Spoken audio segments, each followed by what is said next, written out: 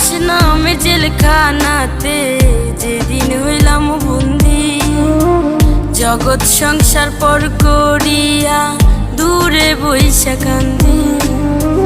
প্রবাস নামে জেলখানাতে যেদিন হইলাম বন্দি, জগৎ সংসার পর করিয়া দূরে বইসা কান্দি।